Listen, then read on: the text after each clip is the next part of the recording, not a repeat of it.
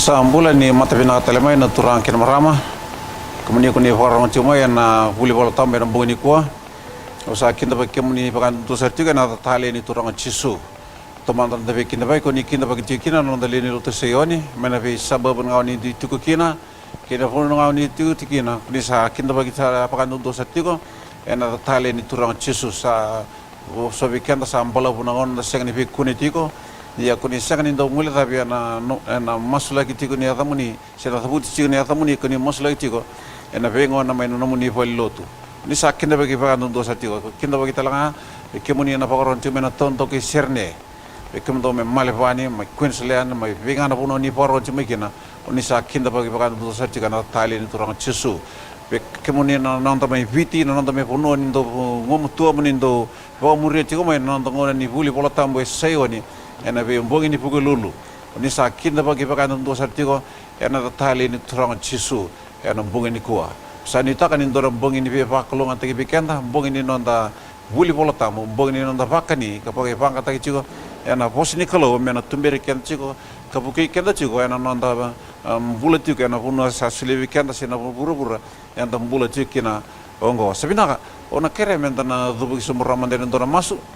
mena tiga bura cikini bikin tanah buli bol tambo enam bunga ni kuah. Kemudian ane mami kalau nak kalau dedere nak kalau kokoa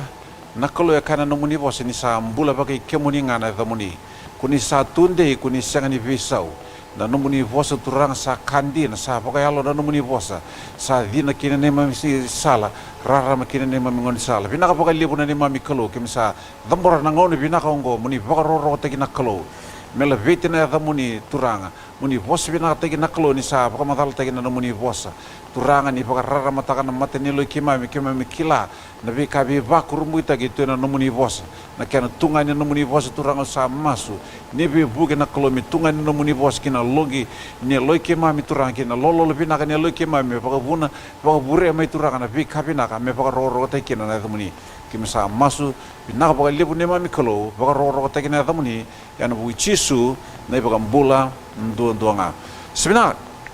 ono kreben na wili ramanda bikan dan delisoni yana mbungi ni kuwa maini baka tibu kana kena wase vasang lukalima baka tibu na wase vasang lukalima maina tikene va kina tikene walu baka tibu vasang lukalima tikene va kina tikene walu ngoe kavika na rong ni bos maini baka pandiao makau ni nontai pola tamu boga viti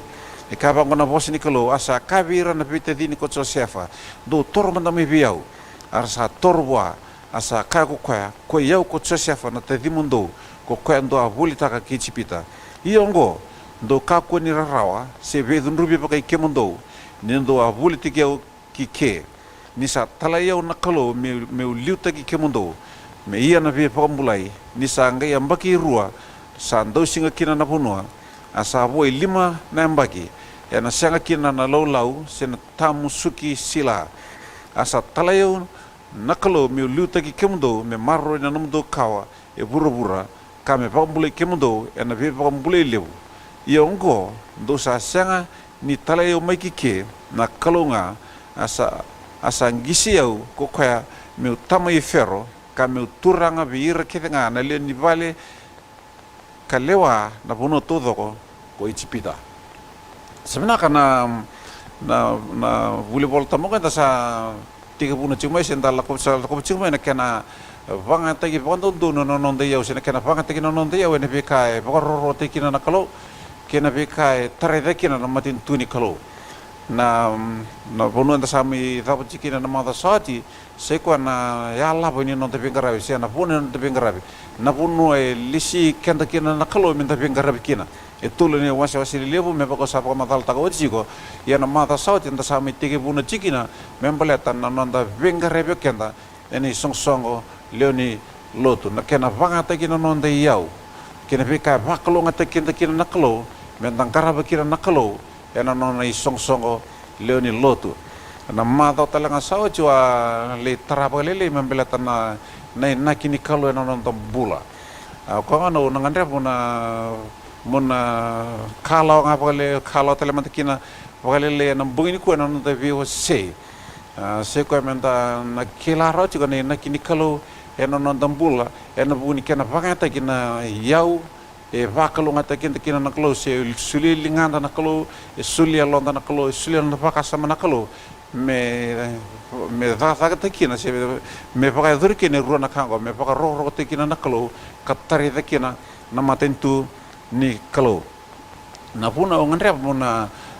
ngole patale mandaka vale ne nakini kalo vikenda mbaleta na kena bimbine nakini kalo dan sa kilane nakini kalo endarang irani pakantaka pandondun na yau kena pika ke va kalo ngata kena na kalo mbaleta kebaka sanga okenda na abuse ta tu ana yau suli vikenda na kalo sangolane koya endana sanga serani pakantaka na yau suli vikenda na kalo kanda maror itunga me pakatike koya kona koya virtuone letul koya suli voa ndo ana talent ngeli pa moder tunga ya ana puna unang andre muna ngole talaman kina pakala lagi nambugin kasi mo ngole talaman kina nando ule volta me nambugin ko me una paka madal tabi kan se me tugni pikenda na bimbi ni nonda kila okenda na nakini kalu pikenda kina bika ke paka buli tana na nakini kalu ena kana vangata kina nonda yau sabina ena nonda leso enda me red chiki na paka na tukuna chico osse nona bandi taka chico Joseph Virto na vitati ni na bikasa ya do chico de bandi taka chico se mai tukuna tal chico ko na vuno sa mai tukina kene nakini vuno sa mai ya do tukina na nakini vuno sa mai tukina kene bika ke ya va matal taka chico ko Virto na tina nangondo to sa mai voli sila kina enda kilapina kana vika to do nei talanongo ngona sa ngai pakatakili khoi kino Joseph Virto na tadina sa ngai kilau ko na kai tu loman to na vitini ke pakasa ke pakar to sa kili ko rao ni se kongo Joseph kurta bulita ya mai na pakasa makede irto pakasa manta tumai se na to kiladu na vika na ado Virto ke pakar to sa ke pakasa pakatakili ko Joseph yo na norto kila na vika kede ngai biuta kede paka tiki ko Joseph se sangani wakato Joseph mendua na ka vangai kino nambula sangai paka matal tanga po ni nakinjina ni nona mai tuongo ko ya na ponua ongo sibina da paka sama menda chuki nango na nakini kalo weekenda na songo leni lotu enda mai lewana me paka rotaka na nakini kalo weekenda ena songo lotu enda samai lewana na taro mo taro weekenda ko na tapa ni nakini kalo beko ena buku ni songo len lotu samai lewana nda vitala no chiko membaleta na paka sama ni songo len lotu ono tukuna pango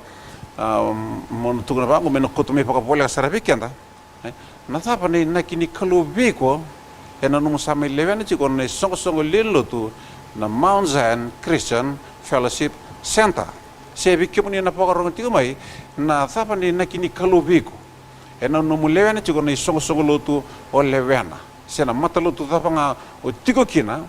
na tapa ni nakini kalo beko eni songo len lotu o lewana tiko sio lotu esele sio CMF sio lotu assembly na taro ncipika na tapa na nakini kalo beko ena nung lewana tiko na songo len lotu lewana indona inaki vangoli kumikina nakalo mai lewana iko na songo len lotu ko Mount Zion na tugu chingo sini tugu boy tugu makaw na sa kila kede na tamata kede na kalo tu na inaki ni bika kede paka dora sindo da tu ba bitele na kalo indona puna vangoli ko mai kini kia na kalo mai lewana na songo len lotu ko tutale vida ni songo lotu serne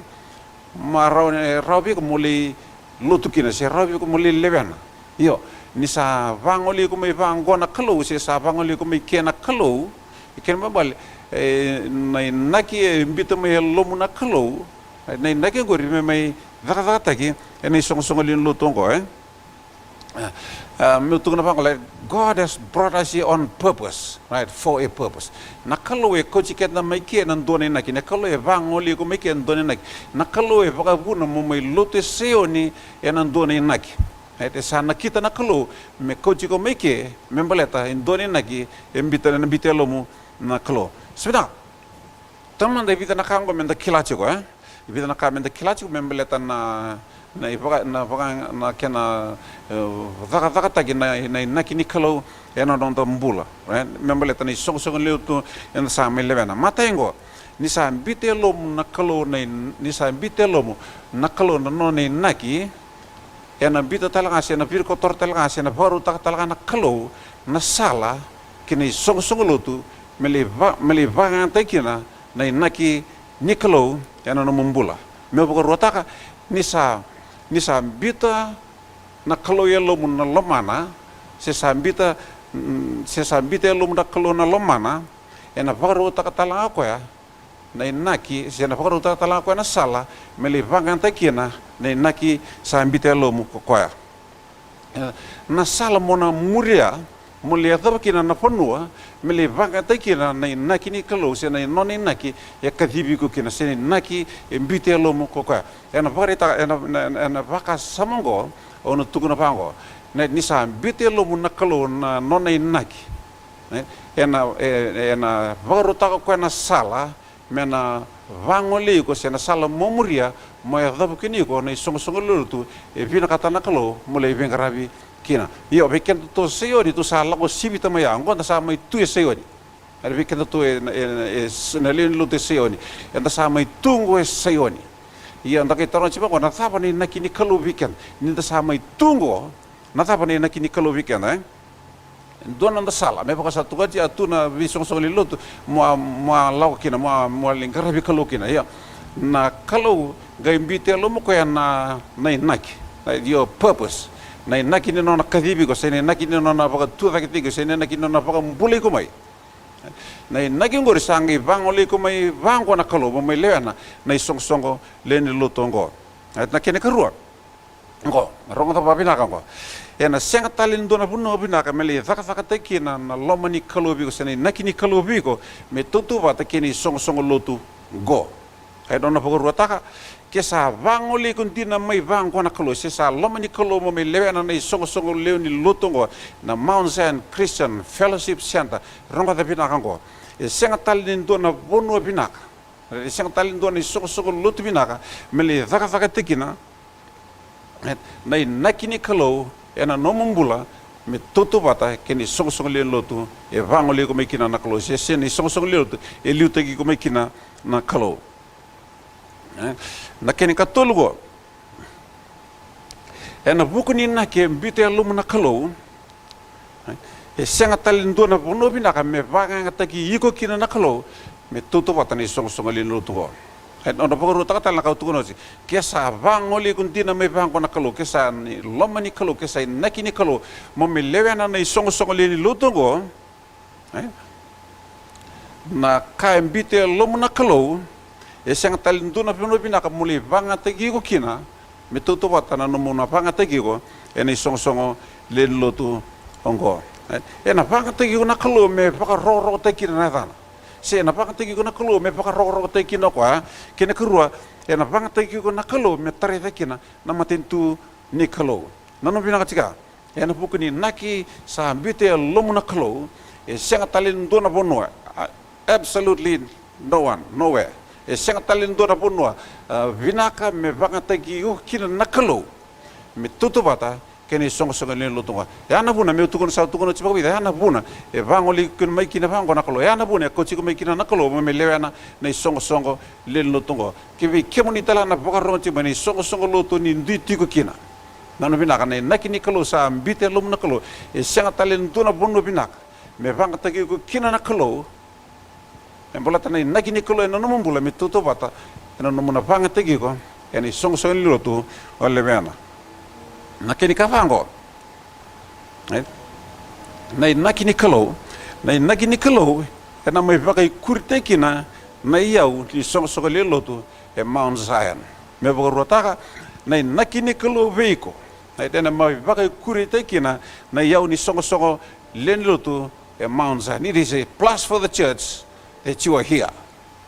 ena naki e kadivi ko mai kina nakalo sene naki bita mai lomu nakalo ninge vangoli ko mai vango nakalo mai leoni loteke. It is a plus for this church that you become a member of this church. Balata na naki sa bita mai lomu nakalo na naki gore na mai bagai kurite kina na yau ni songo lin lotogo me buti neu kina ni songo lin lotogo me rani takape kina ko me baka sa tugo chigo na mata sa me rani takape kina ko na lesi wana kalo na kena kuro me baka rambili buti kina na taka ni songo le ni lotu Sangala na kaya tugo chigo kena na mata sa na kamembaleti hilaitia nano na yatho me ko irna tamata era kadibira na kalo irna tamata era kila andina na dava nando bingarabi sera tamata ndo bingarabi naka nirasa lago me bango kile nirasa ambasika sangala ni kile ambasika nirasa lago me koto me na biso sangala na ko ya nirasa lago me labeta ta kani batang ndenge ni bakatanga ni bingarabi wana kalo ni bakatanga ni bingarabi ni songo ni lotu ena bakatanga ni bika kidenga engarabi ena songo le ni lotu e baka mawe ena bikara baka dor ena songo le lotu ena kini kalima ngo kini ochi na nakini kalo ena mai buke kenda mendala ko sibiti kino kenda na bikandendre ena no sotava ena kena zaka taki na nakingo na kena pakandita nanda pakandita kasigalo na nakini kalo ena buki kenda menda lako sibiti kina na bikan rendre enda no sotava ena no tumbiri kenda na sala no tumbiri kenda kina na kalo me baka dor kina na nakiongo are na kena baka dor na nakini kalo enda na kunia kina na rendre se senga sutini na roro na kena sala enda kila mani talo no ki Joseph ede senga ni roro na sala senga ni ndakoma na sala ndrendre iya na nakini kalo bikenda ni sa ndrendre na sala menda na numande pakingo matai mo baka namata buana kalo ay baleta na kalo ko embitelo mamu na nakingor se na kalo embitelo mo na nakingori mo taka na kene karua membimbe biko na naki ni kalo ay membimbe biko na naki ni kalo baleta na naki ni kalo de zaki me biko vere zake me biko lebu zake me biko sa sanga kingi ngona kini ni rawa mena ena sale tumbiri kenda kina nakalo se bage bina kena rendre se bage bina kena berbere menda mai tao kina kanda sanga kini ni rawi kenda menda bage dora ne naki embitelonda se embitelomanda nakalo sa kambi me bikenda ena rendre nda sotawa matai menda baka namata wana nakalo kena kerua menda kai kila juga nem bimbi ni kena mai bilo manda sina kena mai bilo manda na nakingo me vaka tekina se menta vaka taka me ro tekina na kalo na no bina kango ni sa yali na nakini kalo biko se sa segana nakini kalo biko sa baka ndona wanga so te wasa segani ndona kena na uli o dada wiri na thangi kena na buno ngai vina katana me kochikina na thangi na kochikina na buno ngai vina katana me kochikina kwini wasa na kochikina ada sa baka kino na tamata sa ya libi ko na nakini kalo sa mbulo to ko no dono mbule senga tune pe kembale senga tune dona kena nga sen dona kena bale balte ni sa ya libi ko na naki e kadibi ko kina sen na ke bitelo na nakalo ya na buguni mbula bunwa sena buguni mbula enda mbula chikina ko iya sabina ngone yalo ele mbasika me ni talano ke Joseph ay kara me no buki kenda en non reda na nakini kalo en non mbula en pune na ka mbitelo mana naklo kina sale coach ko kina naklo mili bagador kina na nakia me bakanda rongo chimai en non da lesoni sabina ngona ka mata ka be tu ni kenda o Josefa kila ko ya sininge mi kila ko ni nakini kalo bi ko na ngona sama yadu kini chipita e senga tala ni mi kila ko ni nakini kalo bi ko na ngona sa labi ti va kino ko na fali fer o ko se kila sarga ni nakini kalo mena lomani vale ni tamana singe ambe ki tika bitu sa pakari taka bi ko na kalo na bunua en la kia tho Nakere mi paka bita uma biko nakere to na kato nakere paka bita uma biko na kalau na na ki biko sana kai bina kata na kalau mena ya do bicho sava se mena paka to ro sava na ngono memuri nakere ni na kalau e suli ngaba se tukuna ngaba ni tutu ena le tukina ena le ya ko ena dona tutu vere ni na numa tigo na kai tuno kami mbale tana na tandra matai tuno kami mbale tir tono tokana chini karu ne vosila korto ne chini ka dor tonga yuba ke de na no ne vosila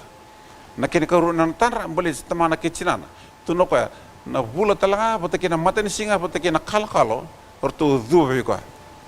yo na gereda ya na bunar to bubu kina na tokana na bunar to bubu kina na tokana mbale orto rei de orto nei tutu dedere ena le adaba o Josefa ena tutu daba nei tutu erto sana le duba kina bo orto na tokana sala kan ya ya da nei tutu talkan le tukina mero na duba talna kina ba na tamana bote kina tinana yo ya na bunni orto bubu orto balata ni orto rei de orto nei tutu iyo dona ka bitu na biket do dona sen dona ka bitu na biket ena loma ni tutu na kalau sa pare ta rabe Josefa ni le tuko ni dona tutu vedere iyo na karto saka ni redara chikon tokana ena loma ni tutu vedere go e buni teki chikina na inaki se dapa na inaki ni nona le se dapa na inaki ni nona le dapa Josefa na tutu vedere Angori, orto na kangar to na buni orto bubu berto orto rede cing orto nei tutu dedere na kabatanga orto rede orto na tukana orto rede talanga otamana nei tutu ya talanga na pune via posa sure kina no check copy na ngona sa paka matal takina bo Josefa na nona tara na norto lenga malete ni orto rede cing orto nei tutu orto ngai sini rede orto na nakintina ko e buni tagi chigo ena loma ni tutungo seni naki tigo ena loma ni tutungo na zaba na puna se na zaba ni naki jeno na lia zabo Josefa na tutu dedere ongori o chanda na kitara bango kia paka matala taka beka na kalu paka matata ve Josefa meke paka matala taka virtu na tahdina na imbale ni bika kethengo kia tu pisu tambe na loma ratu o pagam ne rawa o pagam buta erto na pisu tan lomar tu tamani visau iya na tanre mbita na kalobi Josefa membaleta na noni naki me paka satu kan mbita umo mutuai esanga ni paka matala taka esanga ni paka matala taka esanga ni detail taka na kalo na kakere na naki mendanga sin tu na virtu na kalo iya e buni tagi me paka satu kan e buni tagi tonga ena loma ni tutu ongo se mbiutonga ena loma ni tutu ngo semina nagere di kalau ya tuku nanga bicho se pare tanga bicho sefa nano ni na puna ni lihat apa apare tanga Josefa na kini kalau bikoya na puna ni lihat apa koya iyo indona kanga buni tanga kalau bicho sefa indona ka sidi pa matal tanga kalau bicho sefa na sala na muria Josefa se na sala na liute ko kina na kalau kina lihat do binai tutungo ya pa matal to kan na kini kalau bikoya ya na sala nga me muria Josefa me lihat do kina ko na tutungo asanga ni pa matal tabi ko na kalau na detail ni ngoni sala ngo na detail ni sala na muria ko asanga ni pa matal tanga kalau be Josefa ya nagairida ni ndarida todo kana vi ka kevengo da sarida ni talano enda kai kilakina ngo na ka enda kai kilakina go mai talano sena pa matela lei ni talano kevengo sena pa matela lei ni naki kevengo e tiko ena sala ena liuta ki Josefa kina na kalo the detail is in the path that God will lead him through esa ni sulibi ko ena kalo na detail todo at membeleta ni tutungo ya na tutungo sena na matela lei kede ni kamembeleta na naki e kadivi Josefa kina nakalo e tiko e na sala mata e go e tiko e na sala e na liu te ko kina na kalo na kene ka rua na na ki telanga na ne ko ya na kena ke ve matala le to go ni ne ko ya e na ga vuli do tseva e na sala e liu te ko kina na kalo e torbi ko e rotini tinika tulu namba ki me vuli de chikina na ka matela laiwa e tinika tulu namba ki na toro tseva me vuli de chikina ko ya na ka matela lai se na ipa madala todo ko se tinika tulu namba ki torbi tiko bicha se me kila kino ko na ka todo membaleta na naki e kadibi ko chikina na kalo itu lebih kanda nebol tabo sehingga bagi tinika bitu sa bimbi menur tu balo tseva ninge litu da ko mate fero sa bagi tul sangabul iyo ni sangi wodi tale dio na bagi tunge mbasi ko mekina roto na tokan iyo nakau betu ko chigo nei nakini kalo bi Joseph na kena baka matela lai sena kena baka matala matela lai ni nakini kalo bi Joseph matai e tiko e na sala e na tumberi ko kina na kalo na kene karua e na loma ni sala talango e na baka tabuli di ko kina na kalo se na buli di kino Joseph na be katu dogo membaleta na kadi se na nakini kalo be i kwa sebenarnya waktu kun cibango weekend na kalo ya pagari tagabi Joseph na nona naki e sanga ni pagari tagabi ko na ngoni sala e sini pagari tego na kena sala mele ya dobikina na naki ngo se mele pagari dorkina na naki ngo matai na buna baleta ni lakalongo ni pagambota ne lakalongo ni pagambota me pagamboti ko Joseph me pagambota chigo na kalo di naman nakani nandre na kena sala di naman nakani sing ni rede tundo naka me pagam boto ko na klo ni na pinaka na kini oje na sale tumbiri ko kinan ko na klo na le tiri pinaka na sala me pagam boti ko Joseph me pagam boto na klo Joseph na tumbiri ko na sala ko na klo di naman nakani senga suti ni sala pinaka di naman nakani li ado kino kame politik me pakana bombula o Joseph me pagam boto na klo ni sa tumbiri ko na kalo na lomo ni salongo ni na pinaka na kene taba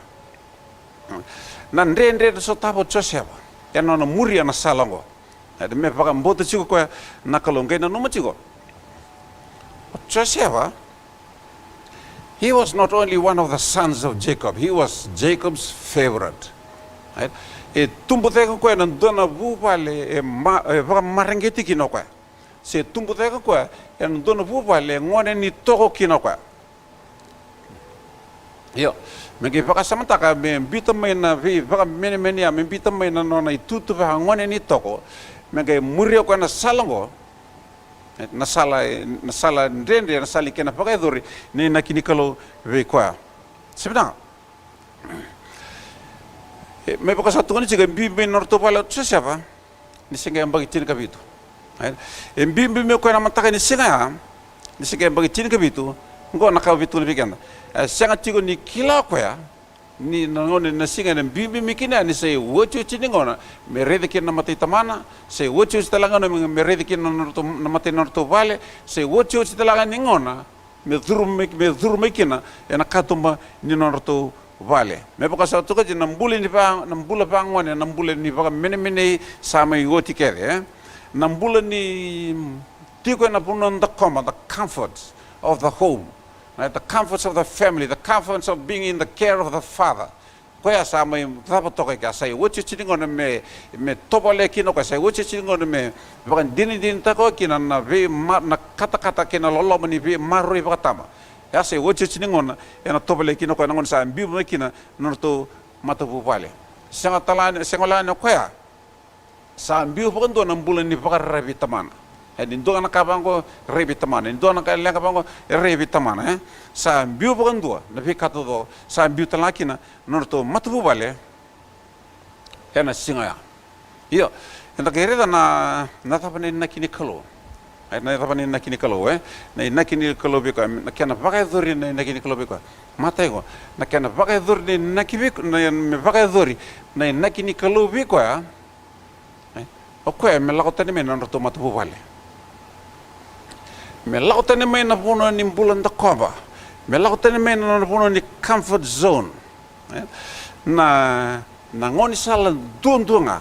me whakaidhuri kina na loma ni kalau vikoa se koa koa me lako tene mai na roto matu pupale se me lako tene mai na puna en takomba kino koa se me pakale lako tene mai na puna en do maroi kino koa se me lako tene mai na puna e tiko kina na pia maroi waka pupale waka tama waka tina sengole na koa me na waka tabuli di koa na kalau me na waka tabuli koa kina na kalau e na kena wakaidhuri na nakini kalau vikoa me lako tani me koa na loma ni comfort zone go me rani me waka tabuli di koa na kalau e ni vala me mbula kina se ni vala ni sala memoria se na sala memoria me rani waka dhuri kina na loma ni kalau vikoa bito me koa na comfort zone bito me koa na pikato do na comfort zone kila ni nda tu kende na comfort zone nda kake di tunga non tanguna na no mochi na mada sa chi se na mada ni liwa o tu kina pango bikena na kena vangata kina na yau ni kalo na no vangata ko na yau ni kalo me pa tore va ke kina na mbule ni ton tamata e sanga ni rano vidi kina na no mongona sabata la kina na song len loto na kena no vangata ki kenda na kalo se na vangata o kenda me va dur kina na nakini kalo e kadibi kenda kina ni song kadibi kenda kina kalo me lewa ni kina ni song len loto go e sanga ni rano vidi na no mongona kwana na ngon ni comfort zone ngon ni relax zone ngon ni relax but na comfort zone ko e singa talindo na kan lifestyle ko na lifestyle ni relax tu gen ade malu na katu do na kakidi di ka no ngona yo ve tsoseva me baka doro ko ni nakini kalo ve ko sai ko na condition ko me la ko tani me tsoseva na comfort zone sina Beba kasa tunga chigo na comfort zone ne yado kina things happen when you feel like to make it happen. Ade baka to chiga men na rakini lomu, e baka to chiga men na kau vinakata, e baka to chiga men based solely on you. Right? Na kake do vinakata. Ke baka sa vinakata mo na ka bona ka, ke sa vinakata mo relax tum na comfortable sa tunga bigo na bika. Yo. Na comfort zone ko na no binako matai. Na comfort zone ko. Na comfort zone se ko na bono. It's where God's purpose on you goes to die. Na bono e matai na bono e lago kina na nakini kalobi ko mele mo dekina. Se kene karua na bono me baka sa tunga tia no mo comfort zone se ko na bono e lago kina na nakini kalobi ko mele matikina. Dona kila lebu se dona do mate lebu. Li nakini kalo weekend se ko na nanda comfort zone sanga ni bia lago tane mekina menta mai baka doro kenda na kathini kalo se na baka doro kenda ni nakini kalo ya na nanda mbula eta sanga tunga kenda ya no relax sanga ni matala se thapa nda bia tunga kina ya mbale ten sa long lago binaka eta sa tunga kina nda sa tunga kina sali mo de tala kina na nakini kalo bi ko sanga la ko ya nge baka daso musara ko me baka sa tun sipikanda sali mate tala kina na kathini kalo se ni nakini kalo weekend semina na nakini kalo e sanga ni rao ni baka dori se baka botu kana taki ena no comfort zone me baka rotaka na nakini kalo veiko na nakini kalo viau ena sanga ni rao baka ndo ni baka dori se baka botu kana taki ni ndo tiko kenda ena nonda comfort zone menta lago tani mekina sengala no kaya na kene korua men ena torra mona tawa sigo tani mai vir na kamu me baka ngai adu bicha seva nona kena adu biko me tawa sigo me adu biko na nakini kalo me tawa sigo tani mai vira na kana me matata kina biko no domini kalo me matata kina biko na lago sengala no kaya mo redra kina ko na kena dina ni naki bita elo mamu na kalo sebena na vangata kini naki e kadip tsasa kina nakalo e sangani tiko non rapala na kana na kena vangata kina naki e kadip tsasa kina nakalo at me baka sa tuneta e sangani tiko non rapala na kana e sangata la ni tiko na pale ni tamana e sangata la ni tiko na bono e tiko kina tamana sang lo mone naki ngori mo taka na kene karua me bimbi ko na naki nikalo er me bimbi ko na naki nikalo beleta da beleta na naki nikalo e very very vaki me veiko e vere take mai biko e levu take mai biko sa sanga kingi ngona kini ni rawa mena ena sale tumbiri kenda kina nakalo se pake vina kena rendre se pake vina kena verberea menda mai tao kina kanda sanga kini ni rawi kenda menda pake dora ne naki embite londa se embite lamanda nakalo sa kambi bikenda ena rendre nda sotawa matai menda paka nama tawa nakalo kena kerua menda kai kila juga nem bimbi ni kena mai bil manda sina kena mai bil londa na naki ngo me taka te kina se menda taka me paka ro te kina na kalo nano binakan ko ni sa yali na naki ni kalo biko siya sa siyang na naki ni kalo biko sa paka dona wangka so te wasa siyang ni dona kena na uli o dada wiri na tangi kita ngai na buno ngai bina kata na me coach kina na tangi na coach kina na buno ngai bina kata me coach kina kwini wasa na coach kina ada sa paka kina na tamata sa yali biko na naki ni kalo sa mbula tu ko no dona mbule siyang tu ne peke bale siyang tu dona kena yang siyang dona kena bale da balte ni sa yali biko na naki kadibi ko kina sene naki bitelo na nakalo ya na puguni mbula bunwa sena puguni mbula enda mbula chikina ko iya sabina ngone yalo ele mbasika me ni talano ke Josefa ai kara me no buki kenda en non reda na nakini kalo en non mbula na pune na ka mbito la mana naklo kina sale coach ko kina naklo mili bagador kina na nakia me bakanda rongo chimai en non da lesoni sabina ngona ka mata ka be tu ni kenda o Josefa kila ko ya sininge mi kila ko ni nakini kalo bi ko na ngona sama yado kini chipita e senga tala ni mi kila ko ni nakini kalo bi ko na ngona sa labi te va kino ko na fali fer o ko se kila sarga ni nakini kalo mena lomani vale ni tamana singe mbe ki tira bitu sa pakari ta ko na kalo na bunua en la kia tho da kere de paka bita umo mo biko da kere to na ka to da kere paka bita umo mo biko na kalo na na ki biko sa na ka bina kata na kalo mena ya do bicho sa se mena paka do ro sa na ngono memori na kere da ni na kalo e suli nga wa se tukuna nga wa ni tutu ena le tukina ena le ya do ko ena do na tutu vere ni na numu chigo na kai tuno kami mbale tana na tandra matai tuno kami mbale tirtono tokana chini karu na ivosila korto ne chini ka dor tonga izuba ke de na na ivosila na kini karu na tandra mbale tamana ke chinana tuno ka na bula talanga botake na matani singa botake na kalkalo orto zuba ko yo na gereda ya na bunar to bubu kina na tokana na bunar to bubu kina na tokana mbeleta orto rei chinga orto nei tutu dedere ena le daba o Josefa ena tutu daba nei tutu erto sana le duba kina ba orto na tokana sela kan ya ya da nei tutu tal kan le tukina mero na duba tal kina ba na tamana bote kina tinana yo ya na bunni orto bu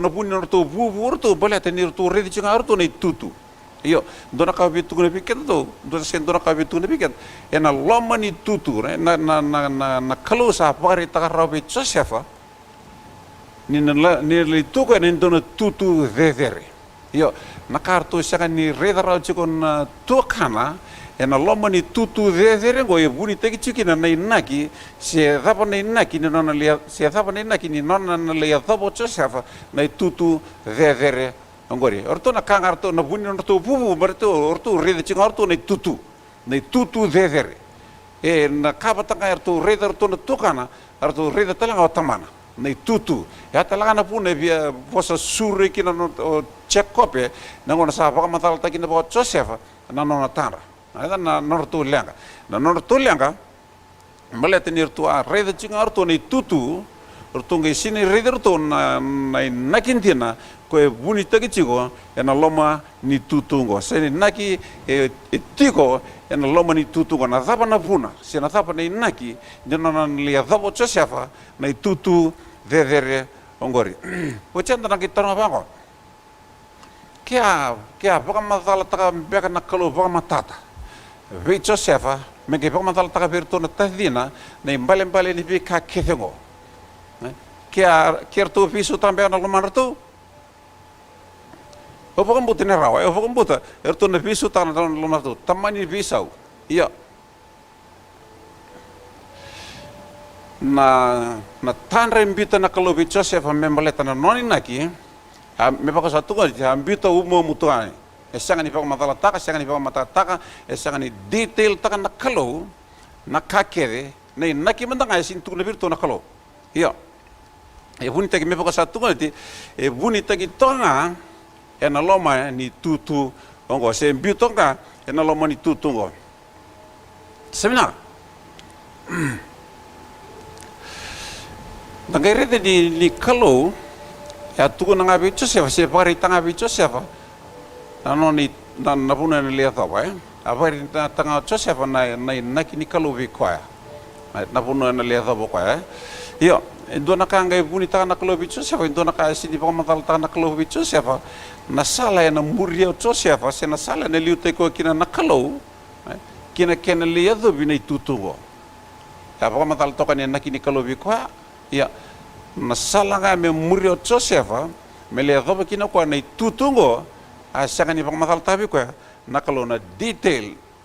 ni ngoni sala ngo sana detail ni sala na murio kwa a sanga ni pamatal ta nakalo be Josefa ia nagairita ni ndare to kana bi ka kevengo da sare ni talano enda ke kilakina ngo na ka enda ke kilakina go mai talano sena pa matela lei ni talano ke ko sena pa matela lei ni naki ke ngo e tiko ena sala ena liuta ki Josefa kina na kalo the detail is in the path that God will lead him through esa ni sulibi ko ena kalo na detail to do membeleta nei tutungo ya nei tutungo sena na pa matela lei ke ni ka membeleta nei naki e kadivi Josefa kina nakalo e tiko e na salamata e tiko e na sala e na liute ko kina nakalo na kene karua na naki telanga na neko ya na kena ke matela le to go ni neko ya e na ga buli do Josefa e na sala e liute ko kina nakalo e torbi ko e rotini tinika tulu nembra ki me buli de chikina na ka matela laiwa e tika tulu namba ke na toro Josefa me buli de chikino ko na ka matela lai se na ipa matala todo ko se tika tulu namba ke torbi tiko bi Josefa me ke kila kino ko na ka todo me mbaleta na naki e kadibi ko chikina na kalo itu lebih kan ne voltabo singa bagi tika bi to sa bimbi me no to balo Josefa ninge litu da ko matefero sa bagi tul sanga bul iyo ni sangi wajita le dio namba girtunge mbasi kama kina roto na tokan iyo nakau betu kuna chigo nei nakini kalau bi Josefa na kena baka matela lai sena kena baka matala matela lai ni nakini kalau bi Josefa matai itiko na sala ena tumberi ko kina na kalau na kene karua ena loma ni sala talango ena baka tabuli di ko kina na kalau sena buli di kino Josefa na bi katu dogo membaleta na kadi sena nakini kalau bi ikwa sebenarnya waktu kun cibango weekend na kalau ya pagari tabi Josefa na nona naki sanga ni pagari tabi ko na ngoni sala sini pagari ko na kena sala melia dobikina na naki ngo sema li pagari dorkina na naki ngo matai na puna baleta ni lakalogo ni pakambota ne lakalogo ni pakambota me pakamboti ko Joseph me pakambota chuko na kalo di naman ni nandre na kena sala di naman ni sing ni rede tundo naka me pakamboto ko na kalo ni na pinaka na kini ojo na sale tumbiri ko kinang ko na kalo na le tiri pinaka na sala me pakamboti ko Joseph me pakamboto na kalo Joseph na tumbiri ko na sala ko na kalo di naman ni senga suti ni sala pinaka di naman ni li ado kino kami politik me pakana bombula o Joseph me pakamboto na kalo ni sa tumbiri ko na kalo na lomo ni salongo ni na pinaka na kene thapa na ndre so tapo Joseph ya no muria na salongo na me paka mboto chiko ko na kalo ngai na no machiko Joseph He was not only one of the sons of Jacob, he was Jacob's favorite. Right? E tumbu teka koe na dona vuvale e vaka marangeti kino koe. Se tumbu teka koe e na dona vuvale ngone ni toko kino koe. Yo, megi vaka samantaka me bita mai na vaka mene ya me bita mai na nona I tutu vaka ngone ni toko. Megi murio koe na salango. Na sala ndende na sali kena vaka edori ni na kinikalo vei koe. Sebenarnya me paka satu ni ciga bimbi norto pala siapa ni singa yang bagi tin kabitu bimbi me ko na mataka ni singa yang bagi tin kabitu ngo na kabitu ni biganda singa tigo ni kila ko ya ni ngone na singa na bimbi mikina ni sei wochu chini ngona me rede kin na mati tamana sei wochu stalanga no me rede kin na mati norto vale sei wochu stalanga ni ngona me dhuru mikina na katumba ni norto vale me paka sa tuka nambule ni pa nambula pa ngone nambule ni paka mene sama yoti kere nambula ni tiko na puno the comforts of the home, right? The comforts of the family, the comforts of being in the care of the father. Koya sama tapa toka ka sai wochi chingona me topale kino ka sai wochi chingona me paka din tako kina na ve na kata kina lolo mani ve marui paka tama ya se woche chiningona ena topele kino ko nangon sa mbibu kina norto matabu vale senga talane sengola no koya sa mbibu pokon na bulan ni pakar rebi tamana edin do na kabango rebi tamana do na ka lenga bango rebi tamana sa mbibu pokon do na fi kato do sa mbibu talakina norto matabu vale ena singa yo enda kereda na tapane nakini kalo na tapani nakini kalo na nakini kalo biko na kana vaga dori na nakini kalo biko matego na kana vaga dori na nakibiko na vaga dori na nakini kalo biko ya okwe me lakotani me na roto matubu vale me lakotani me na puno ni bulan da koba me lakotani me na puno ni comfort zone na ngoni sala dundunga me vaga dori kina na lomani kalo biko ya seko ya kwa me lako tene mai na roto matubu vale se me lako tene mai na puno en dakko makino kwa se me vale lako tene mai na puno endo maroi kino kwa se me lako tene mai na puno e tigo kina na pe maroi vaga vu vale vaga tama vaga tina sengala na kwa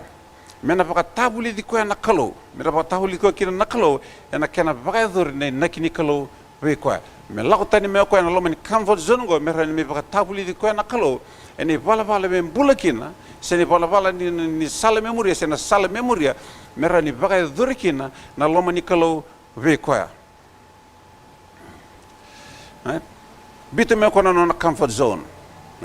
bito me kona pi katodo na comfort zone kila ni nda tu kende na comfort zone nda kake di tu kan non tangona na no mo na mada sa ti sena mada ni liwa o tu kina pango vikena na kena vangata ki na yauni kalo na no vangata ko na yauni kalo me va tore va ke kina na mbulin ton tamata e sanga ni rano vidi kina na no mongona sabatala kina na isong len loto na kena no vangata ki kenda na kalo sen na vangata o kenda me va dur kina na nakini kalo e kadibi kenda kina ni isong kadibi kenda kina kalo me leven kina ni isong len loto go e sanga ni rano vidi na no mongona na ngon ni comfort zone ngon ni relax zone ngon ni relax but na comfort zone ko e singa talindo na ken lifestyle ko na lifestyle ni relax tu gen ate malu na katu do na kakidi di ka no ngona yo ve choseva me baga doro ko ni nakini kalo ve ko ya sai ko na condition ko me la ko tani me choseva na comfort zone sina Beba kasa tunga chigo na comfort zone ne yado kina things happen when you feel like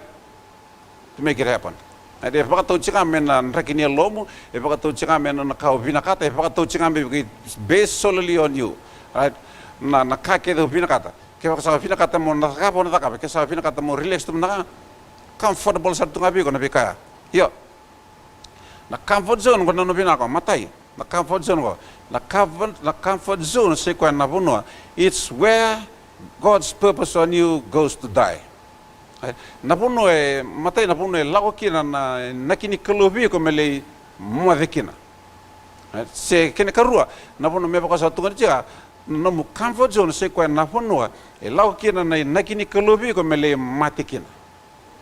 dona kila levu se dona do mate levu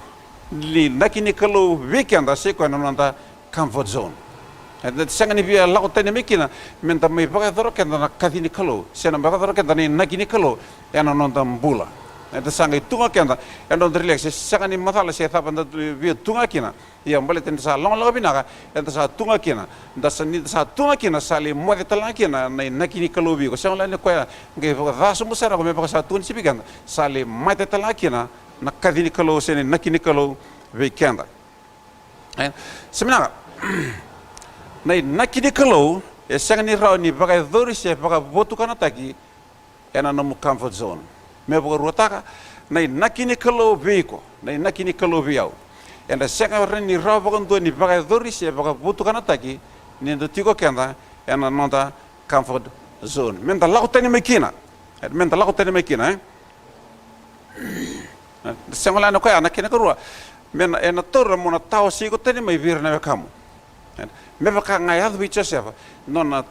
kena yada biko me tawasi ko me yada biko nei nakini kalo me tawasi ko tane mai vera na kana me matata kina biko non domini kalo me matata kina biko nei lago segala na ko mo redra kina ko na kenan dina ni naki bita elo mamu na kalo sebena na vanga kini naki kadip chasa kina na kalo e sanga ni tiko non rapale na kana na kena vanga kina naki kadip chasa kina na kalo ed me baka sa tuneta e sanga ni tiko non rapale na kana e sanga tala ni tiko na vale ni tamana e sanga tala ni tiko na bono e tiko kina tamana sanga na kena vanga se na kena vaka dori ni naki ni kalo bi chosefa that he has to leave his home, he has to leave the comfort of his home, he has to leave the comforts of being surrounded by the family. Me lakotani me ko na puno sarmanda kai tiko kina na puno na baka dor kina na nakini kalobi chosefa e saka ni tiko na puno tiko kina e tiko mai chipita. Right, he has to leave his home, he has to leave the comfort zone and go. Right, me bito kina ko na bika kida me lako ko na puno me le baka dor kina. Right, na nakini kalo eno na mbula sebenarnya tangkiri bangko ni ngon sa kadibe programa kina nakalo tuna bangko ko ben avati bune kena wasi tin ka rua ndo kena rua tuna bangko sa no sa rere nakalo cho be programa ki tuna bangko lokta ni non bonua bitir na kamu kena val ni tamamu kalau kena puno ko sa patakila biko ia kona paka dori ko matai ona paka dori mo matin tulebu kona paka lo ngategi ko ka paka rong na damu ia kona buni fi bakalunga taki e va ve e para me yado na ka va ngona ka fi bakalunga taki va ngo he has no choice but to leave his home e sanga ni dona dingin tiku me yado bi kona fi bakalunga taki ni kalo me bito ko na matu vale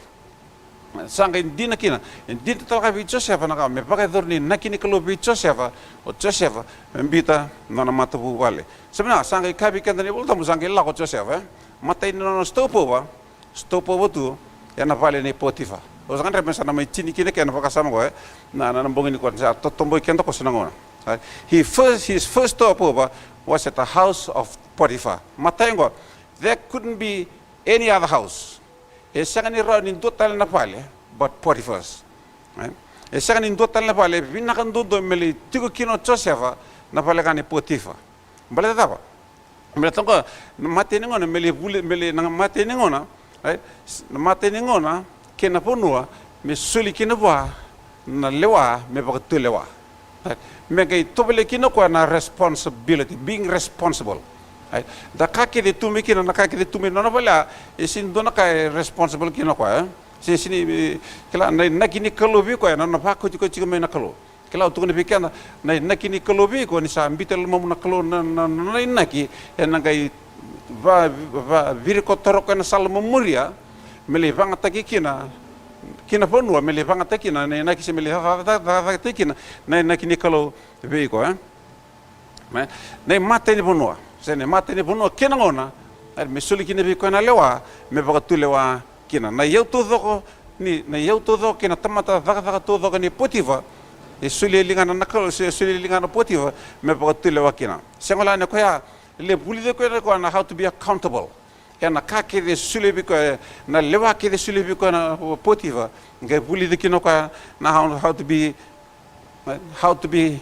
accountable e sengola ne koya na vali Potifa kia sanga na vali Potifa kia sanga na vali besu kia sanga na vali besu kia sanga na vali ne Fero ya na bono ni sang dagereda na ngono sali tiki kino kwa na vali Potifa me baka sa tu they couldn't have been any other house but Potiphar's dagereda ni sa dono na no ni lako sa bite ya lona na kalo na ki ngai dono na sale muria tu na pango kwa tu na pango bikan volta mo na kake nga zakabo kwa e na vali Potifa e va kalo ngate ko kina na kalo enta na torong be pango na tha pani pakan dinandina ni sa muri chikeo na loma ni kalo ni pakan dinandina ni sa muri chiko iko na loma ni kalo ono tugna be pango everything you touch turn to gold na kake nga tara bole tana be va kalo ngata gi ni kalo ni sa tiko batigi ko na pakai dor na kalo mo prosper na pakai dor na kalo mo rawaka na pakai dor na kalo na pakai tumburi na kalo se na pakai tumbura na kalo na yau di bonua ole tiko kina matai ni sa pakan deta kana kadini kalobi ko kina karua o sa muria na sale tumbiri kina kalo mele pakai dor kina na kini kalo na bono kina nga lau kina na vuoi na no mutaka me pakata ki Joseph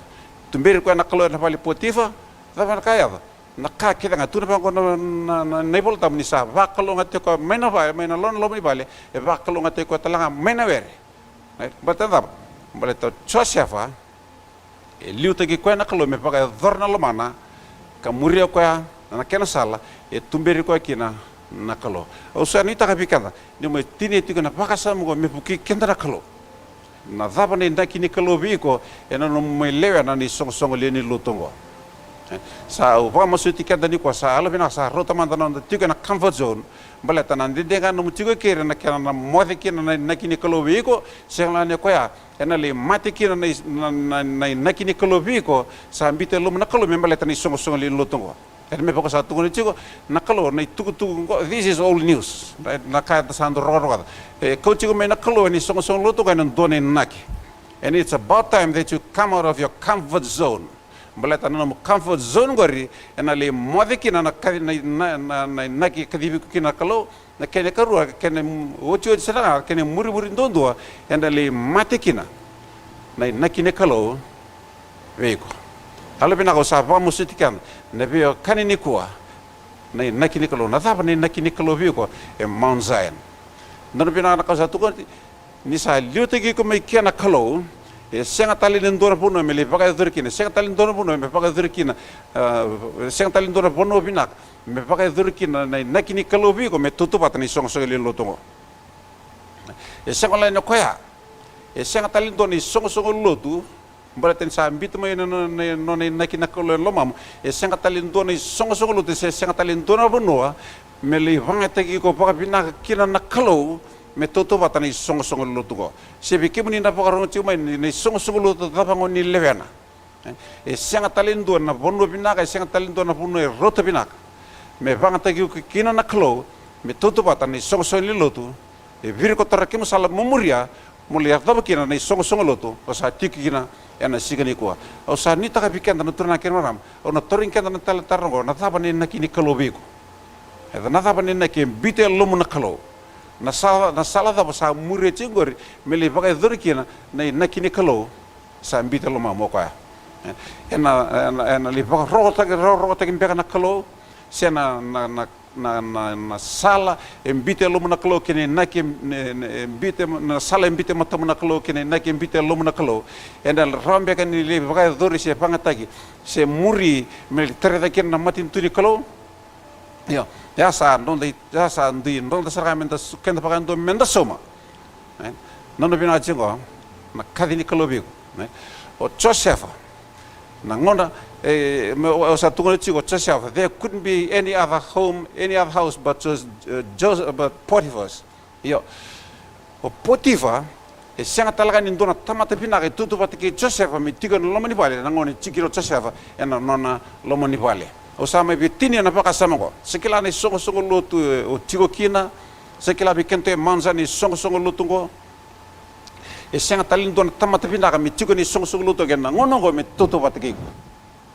e tambale daba matai sakati go mi kena kalo liuta i go mi kena kalo kena karua indon inna ke mbita me lo na kalo me vangata gen songo luto. That's why you are the best person, you are the best church member to be here in the present time. E tena ngono sarango uigo na tamata pinaka dundo e coach go me na kalo kini songo lutungo me paga durkina na lomani kalo biko me na treve kina matin tuni kalo paga roro te kina na kalo. Ya pakata lagi kita fikir muni na pakar no cuma na bungun ko sio lutu SLA sio lutu CMF sio zabanga na songo lutu cigo kina uigo na tamata pinaka dundo e rani kunya na kalo mambici ko ikeri beleta sina kila na kalo ni sana bitel lo mamu na kalo na ni sana bitel lo mamu na kalo na kini na kadibi ko na kalo ena le yado kini ko mo buni veva kalo ngataki kini songo lutu o lewana ena tarede kini songo lutu baka roro te kina na kalo baka dur kina lo mana baka dere kina na kalo dodo biso mena mas kemoni na ne mami kalo ke mami tada ke talebi kemoni baka pina ta kina no muni vosa turani samai wasi rawa au sa masu turanga ni ve bugi tinga na kalo ena ne mami mbole tinga na besinga se thava kana na ki turanga kuni bitana lo ki mami ni ve bugi na kalo mi ke mami I baka thor na ki turanga kuni sa kribi ki mami kina sene na kuni sa bitana lo ki mami me baka roro te kina na damuni ka baka dhor kina na kina treda kina no muni matintu vinaka baka lebu na tamai ki mami vinaka baka lebu na ne mami kalo vakalo ngata na delinga baka nder baka ro chime na boni ko mertamata yang mertamata dina mertamata koko mertamata ganga turang eni songo lutu mertamata nuitaki eni songo lutu kuni sa liuta kirikina naklo baka ro ko na langi na de na tokai misa namuni ena bu chisu ne baka mbula ndondonga amen.